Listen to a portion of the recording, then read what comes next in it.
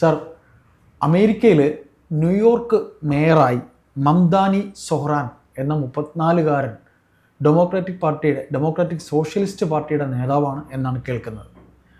അപ്പോൾ അദ്ദേഹത്തിൻ്റെ ജയം മിന്നും ജയമാണെന്ന് പറയുന്നു. ആ മിന്നും ജയം ഡെമോക്രാറ്റിക് സോഷ്യലിസ്റ്റാണ്, ഒരു കമ്മ്യൂണിസ്റ്റുകാരനാണ്. ന്യൂയോർക്ക് സിറ്റി എന്ന് പറയുമ്പോൾ അമേരിക്കയിലെ ഏറ്റവും വലിയ സിറ്റിയാണ്, അവിടുത്തെ മേയറാവുകയാണ്. സർ, എന്താണ് സർ ഈ ഒരു ജയം, മംദാനിയുടെ വിജയം ട്രംപിന് ഒരു വെല്ലുവിളി ആകുമോ? ട്രംപിന് വെല്ലുവിളി എന്നല്ല, ട്രംപ് ഭരണത്തിന് എതിരെ ഉണ്ടാകുന്ന എതിർ ശബ്ദത്തിൻ്റെ ഒരു ഭാഗമാണോ എന്നാണ് ലോകരാഷ്ട്രങ്ങൾ അതിനെ അങ്ങനെയാണ് നോക്കിക്കാണുന്നത്, പ്രത്യേകിച്ച് ഇന്ത്യയൊക്കെ. ഇത് മംദാനിക്ക് ട്രംപിനെ വെല്ലുവിളിക്കാൻ ആഗ്രഹം കാണും. മംദാനിയെ ഹൈപ്പ് കൊടുത്ത് ഉയർത്തി നിർത്തുന്നവർക്ക് അതിന് ആഗ്രഹം കാണും. പക്ഷേ അമേരിക്കൻ പ്രസിഡൻഷ്യൽ സിസ്റ്റത്തിൽ അങ്ങനെ വലിയ വെല്ലുവിളികളുടെ സ്കോപ്പൊന്നുമില്ല. അങ്ങോട്ടും ഇങ്ങോട്ടും തർക്കങ്ങളും ബുദ്ധിമുട്ടുകളും ഉണ്ടാക്കാവുന്നതല്ലാതെ അതിനപ്പുറത്തേക്ക് കാര്യമായിട്ടൊന്നും ചെയ്യാൻ പറ്റില്ല. ഓരോ സ്റ്റേറ്റിനും ഓരോ ഭരണഘടനയുണ്ട്. പക്ഷെ ഇവിടെ ഞാൻ കാണുന്ന അപകടം അതല്ല.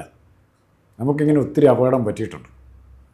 ഈ ഹൈപ്പുണ്ടാക്കി ഇന്ത്യൻ വംശജൻ, കമ്മ്യൂണിസ്റ്റ്, മുസ്ലിം ഇങ്ങനെയൊക്കെ അമേരിക്കയിൽ ചെന്നിട്ട് ആൾക്കാരെ അങ്ങോട്ട് ഗ്ലോറിഫൈ ചെയ്ത് ഇവിടുത്തെ പോലെ മൂന്നൻ അച്ഛനെ പറ്റി കാക്കനാടനെ പറ്റി പറഞ്ഞു, കാക്കനാടൻ ഒ വി വിജയനെ പറ്റി പറഞ്ഞു, ഒ വിജയൻ സത്യ അങ്ങനെ ഹൈപ്പുണ്ടാക്കി നേതാക്കന്മാരെ സൃഷ്ടിക്കുന്ന കൾച്ചർ അവിടെ ഇപ്പോൾ തൽക്കാലം ആൻറ്റി ട്രംപ് വികാരമുണ്ട്. ആ ട്രംപ് വികാരം പെട്ടെന്ന് ട്രംപ് എന്താ ചെയ്യുന്നതെന്ന് ഇപ്പോഴും അമേരിക്കക്കാർക്ക് പോലും മനസ്സിലായിട്ടില്ല. അമേരിക്കൻ ജനതയ്ക്ക് ട്രംപ് എന്താ ചെയ്യുന്നത്. പക്ഷെ ഒന്ന്, ട്രംപ് പ്രകടനപത്രിക പറഞ്ഞ കാര്യങ്ങളേ ചെയ്യുന്നുള്ളൂ. പ്രകടനപത്രിക പറയാത്തൊരു കാര്യം ട്രംപ് ചെയ്യുന്നില്ല. തെറ്റായ കുടിയേറ്റക്കാരെ ഒഴിവാക്കണോ വേണ്ടയോ അത് വെച്ചേക്കും. തെറ്റായ രീതിയിൽ അമേരിക്കയിൽ വന്നിരിക്കുന്ന കുടിയേറ്റക്കാരെ ഒഴിവാക്കണോ വേണ്ടയോ. ഇപ്പോൾ ഇവർ കമ്മ്യൂണിസ്റ്റുകാരെന്ന് വലിയ വാചകത്തിൽ പറയുന്നുണ്ട്. എന്തുകൊണ്ടൊരു കമ്മ്യൂണിസ്റ്റ് രാജ്യത്തിലേക്ക് കുടിയേറ്റക്കാർ പലരും പോയില്ല? റഷ്യയുണ്ട്, ചൈനയുണ്ട്, പോകണമെങ്കിൽ അങ്ങോട്ടാണ് ഇവരാരെങ്കിലും പോയത്. ഭൂരിഭാഗം പേര് യൂറോപ്പിലേക്ക് അമേരിക്കയിലേക്കാണ് പോകുന്നത്. അവിടെ തന്നെ ട്രംപിൻ്റെ സ്റ്റാൻഡ് ശരിയാണെന്ന് വരും. ഇയാൾ അമേരിക്കയുടെ ഇൻട്രസ്റ്റ് പ്രൊട്ടക്റ്റ് ചെയ്യാനല്ല എന്നൊരു തോന്നൽ അവർക്കുണ്ടായാൽ തൻ്റെ കൾച്ചർ, തൻ്റെ സാമ്പത്തിക പശ്ചാത്തലം, തൻ്റെ രാഷ്ട്രീയ പശ്ചാത്തലം അതാണ് അമേരിക്കയിൽ ഇൻട്രൊഡ്യൂസ് ചെയ്യാൻ പോകുന്നതെന്ന് വന്നാൽ ഓട്ടോമാറ്റിക്കലി ഇയാൾ ആദ്യം തിരസ്കരിക്കപ്പെടുന്ന മേയറും ഇയാളായിരിക്കും. ലോകത്തിലെ ഏറ്റവും സമ്പന്നമായൊരു നഗരത്തിൻ്റെ മേയറാണ് എളുപ്പമായിരിക്കുന്നത്. ഇങ്ങനെ നശിപ്പിക്കാൻ ഇങ്ങനെ വന്നിരിക്കുന്നത് കമ്മ്യൂണിസ്റ്റായിട്ടും മുസ്ലിമായിട്ടും ഇന്ത്യക്കാരനുമായിട്ടാണ് വന്നിരിക്കുന്നതെന്ന് അറിഞ്ഞു കഴിഞ്ഞാൽ എന്തായിരിക്കും റിയാക്ഷൻ? പറയാം, ഇന്ന ബാക്ക്ഗ്രൗണ്ടാണെന്ന് പറയാം. അതിനപ്പുറത്തേക്ക് ആ ബാക്ക്ഗ്രൗണ്ടുള്ള ആളായതുകൊണ്ട് ട്രംപിനെ വെല്ലുവിളിക്കാൻ പോകുന്ന ട്രംപിന് ഗുണകരമായിരിക്കുമല്ലയോ? ഒരു കൾച്ചറൽ അധിനിവേശമുണ്ട് അവിടെ. ആ അധിനിവേശത്തെ എല്ലാ മുസ്ലിമാണ് അദ്ദേഹം. അത് ഇത് മുസ്ലിമിൻ്റെ ആൾ ഇപ്പോൾ നാളെ എല്ലായിടത്തും പടക്കം പൊട്ടിക്കാൻ തുടങ്ങിക്കഴിഞ്ഞാൽ SDPക്കാരനും BDP-കാരനൊക്കെ പടക്കം പൊട്ടിക്കാൻ തുടങ്ങിയാൽ അത് അവിടെ എത്തിയല്ലേ? അവിടെയും കൂടെ പടക്കം പൊട്ടിച്ചാൽ ഞങ്ങളുടെ ആളായിരിക്കുന്നു, ഞങ്ങളുടെ ആൾ മേയറായിരിക്കുന്നു, ട്രംപിനെ അടുത്ത വാചകം കൂടെ പറയാം, ട്രംപിനെ തോൽപ്പിച്ചിരിക്കുന്നതോടെ പറയും. അതാണ് വിവരം കേട്ട. ഒന്നാമത് ഇപ്പോൾ ലോകത്ത് യുദ്ധം നടക്കുന്ന ക്രിസ്ത്യൻ മുസ്ലിം യുദ്ധമാണല്ലോ. അത് അതിലേക്ക് വന്നുകൊണ്ടിരിക്കുകയാണ്. അതിലും ഏറ്റവും രസകരമായ കാര്യം, കേരളത്തിൽ പോലും ഈ ഡെമോഗ്രാഫിക് ചേഞ്ച് നമ്മൾ കഴിഞ്ഞ ദിവസം ഏതോ ചർച്ചയിൽ പറഞ്ഞു. ഇപ്പോൾ മലപ്പുറത്ത് കാണുന്നത് പോലെ മലപ്പുറത്തേക്ക് പോയി താമസിക്കാനല്ല, മലപ്പുറത്ത് മുസ്ലിംസിൻ്റെ ഇടയ്ക്ക് താമസിക്കാനൊരു മടി. ഇവിടെ ക്രിസ്ത്യൻസിന് ഹിന്ദു ഭൂരിപക്ഷമുള്ള ഈഴവർ, നായർ തുടങ്ങിയ ഭൂരിപക്ഷമുള്ള സ്ഥലങ്ങളിൽ സ്ഥലം ഇപ്പോൾ കുറേശ്ശെ കിട്ടുന്നുണ്ട്, മേടിക്കാൻ മടി. യാക്കോബായക്കാർക്ക് ഓർത്തഡോക്സുകാരുടെ ഇടയ്ക്ക് പോയി മേടിക്കാൻ മടി. അതെല്ലാം കോൺസെൻട്രേറ്റഡ് അല്ല. ഇവിടെ നമ്മുടെ നോക്കിക്കോണം, ഓരോ ഈ സമൂഹങ്ങളും സമുദായങ്ങളും മതങ്ങൾക്കുള്ളിലെ സമുദായങ്ങളും കുറേശ്ശെ ലോക്കലൈസ്ഡ് കോൺസെൻട്രേറ്റഡ് വരുന്നുണ്ട്. ആ അപകടം എന്ന് പറയുന്നത് പരസ്പര ഭിന്നതയായിരിക്കും. ഞാൻ താമസിക്കുന്ന ചുറ്റുവട്ടത്ത് യാക്കോബായ സമുദായമുള്ളത്, ക്രിസ്ത്യൻസാണ് കൂടുതലും. അവിടെ ഒരു കാലത്തും എല്ലാ വീടുകളിലും വരുത്തിക്കൊണ്ടിരുന്ന പത്രം മലയാള മനോരമയാണ്. ഇപ്പോൾ അത് മുഴുവൻ മാറി മാതൃഭൂമിയായി. ഓർത്തഡോക്സ് യാക്കോബായ തർക്കം വരികയും മനോരമ ഓർത്തഡോക്സ് അനുകൂലമായിട്ട് നിലപാടെടുക്കുകയും ചെയ്തപ്പോൾ ഉണ്ടായ റിയാക്ഷനാണിത്. ഇവരെല്ലാം കൂടെ വാശിക്ക് ഇങ്ങോട്ട് മാറി.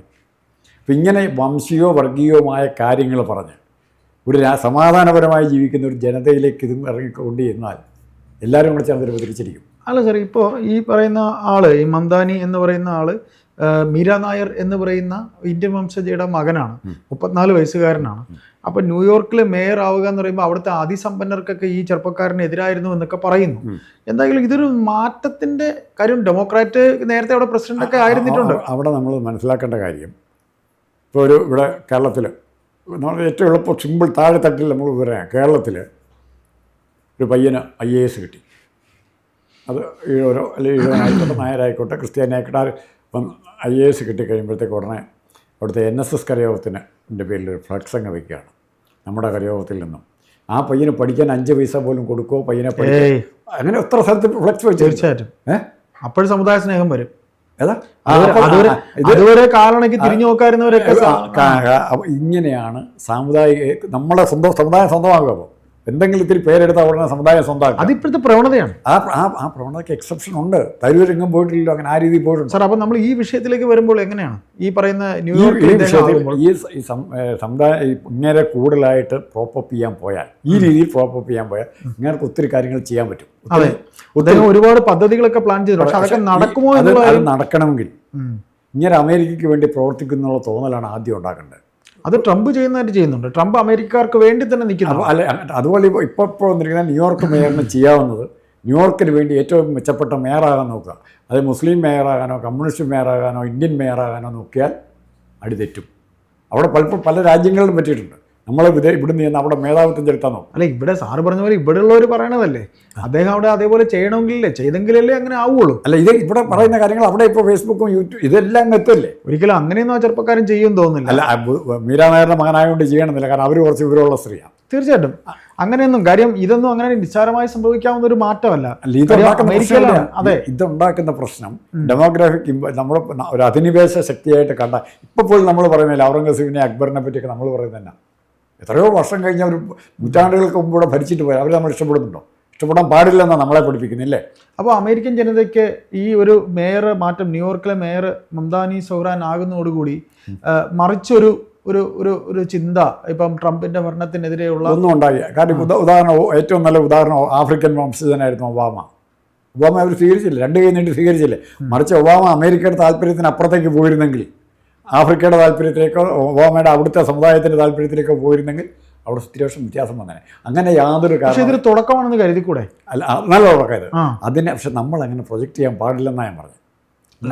അതിവിടെ പ്രൊജക്ട് ചെയ്യും. ശ്രീനിവാസൻ സാറൊക്കെ സാധാരണ ഇതിൽ ഇന്ത്യക്കാരെന്നുള്ള നിലയിൽ നമുക്കൊരു ബഹുമാനം കൊടുക്കാം. അതിനപ്പുറത്തേക്ക് ഇന്ത്യയുടെ താല്പര്യം രക്ഷിക്കാനല്ല അവിടെ പോകുന്നത്. പിന്നെ മറ്റൊന്നുകൂടെ പറയുന്നുണ്ട്, നമ്മളെ ഇവിടെ ഇന്ത്യ മഹാരാജ്യം ഇഷ്ടമില്ലാത്ത സംസ്ഥാനങ്ങൾക്ക് കാശ് കൊടുക്കാത്തതുപോലെ ട്രംപിന് ഇപ്പോൾ ഇദ്ദേഹത്തിന് ഒരു കാശ് കൊടുക്കൂലെന്നും പറയുന്നുണ്ട്. ഏത് ന്യൂയോർക്കിന്റെ വികസനത്തിൽ? അല്ല, അങ്ങനെ ഇഷ്ടമല്ലാതെ ഇത്തരം പ്രചരണം വരുമ്പോൾ ഓട്ടോമാറ്റിക്കായിട്ട് ഇഷ്ടമല്ലാതെ വരും. അപ്പോൾ നാളെ ഇവർക്ക് വേണ്ടി വലിയ ആഘോഷമാണ് നടത്താൻ ന്യൂയോർക്ക് തെരുവിൽ കൂടെ ഇന്ത്യക്കാരെല്ലാം കൂടെ പ്രകടനം നടത്തുക, ഇപ്പറേ കമ്മ്യൂണിസ്റ്റുകാർ നടത്തുക, ഇപ്പറേ മുസ്ലിംസ് നടത്തി കഴിഞ്ഞാൽ എങ്ങനെ വരും?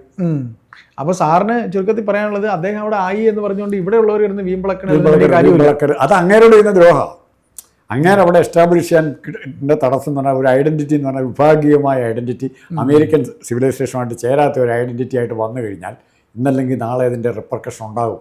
ആ റിപ്പർക്കഷനിൽ നിന്ന് അങ്ങേരെ രക്ഷിക്കേണ്ട ചുമതല നമുക്കുണ്ട്, അങ്ങനെ ബഹുമാനിക്കുന്നുണ്ടെങ്കിൽ. അതല്ല നമ്മുടെ സ്വന്തം. അല്ല, അതിസമ്പന്നർക്ക് ഇദ്ദേഹത്തിന് ഇഷ്ടമല്ല എന്ന് പറയുന്നു. അതിസമ്പന്നരിൽ ഒരു ടാഗ് ലൈൻ എന്ന് പറയുന്നത് ഇതാരെങ്കിലും മത്സരിച്ച ആള്, ഇദ്ദേഹത്തിനെതിരെ മത്സരിച്ച ആള് ട്രംപിന്റെ ആളാണ്.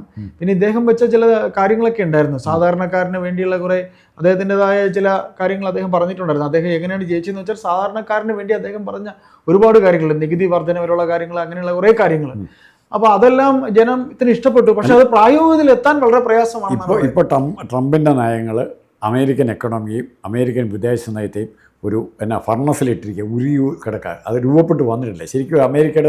അമേരിക്ക ഇടപെടലുകൾ എല്ലായിടത്തും ഇപ്പോൾ യുദ്ധം കുറേയെങ്കിലും ഒഴിവാക്കുകയാണ്. മിനിമം എത്ര പേരുടെ ജീവൻ ട്രംപ് രക്ഷിച്ചു. അല്ല, എന്നിട്ട് അദ്ദേഹം ഇന്നലെ പറഞ്ഞു പാകിസ്ഥാനൊക്കെ ആണവായുധമൊക്കെ രഹസ്യമായിട്ട് പൊട്ടിക്കുന്നുണ്ട്, അതൊക്കെ നമുക്കറിയാമെന്നൊക്കെ. അല്ല, അതൊക്കെ ട്രംപ് പറയുന്നതിന് മുകളിൽ കേൾക്കണം. പക്ഷേ ഒരു കാര്യം എനിക്ക് ഇഷ്ടപ്പെടുന്നുണ്ട്, യുദ്ധം കഴിയുന്നത് ഒഴിവാക്കി കച്ചവടത്തിലൂടെയോ കൃഷിയിലൂടെയോ എങ്ങനെയെങ്കിലും സമാധാനം സ്ഥാപിക്കാനാണ് ശ്രമിക്കുന്നതെങ്കിൽ അത് ട്രംപിൻ്റെ നയം നല്ലത് തന്നെയാണ്.